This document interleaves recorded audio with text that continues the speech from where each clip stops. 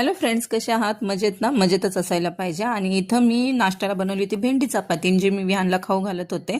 का तर तो ट्युशनला गेला नाही, विरू तो मस्तपैकी स्कूलला गेला आणि म्हटलं आता स्कूलला तरी जाईल म्हटलं हा.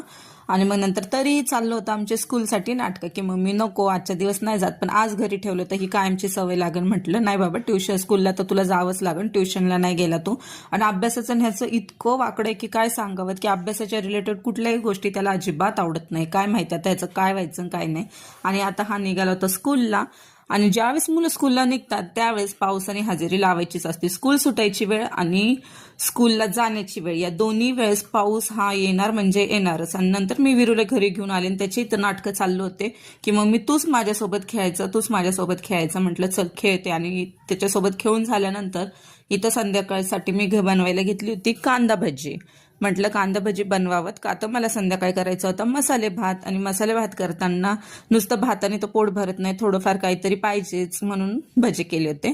आणि भज्यामध्ये काय नाही, कांदा चिरला होता, थोडंसं मीठ टाकून मुरायला ठेवलं होतं. मग आपलं बेसन पीठ, हळद, मीठ, ओवा, जिरे पावडर, कोथिंबीर असं टाकून मस्तपैकी तळून घेतले होते. तळण्याच्या आधी त्याच्यामध्ये गरम तेलाचं मोहन टाकलं होतं की भजे कुरकुरीत होतात असं म्हणतात सगळेजण, म्हणून. आणि होतात पण भजे कुरकुरीत.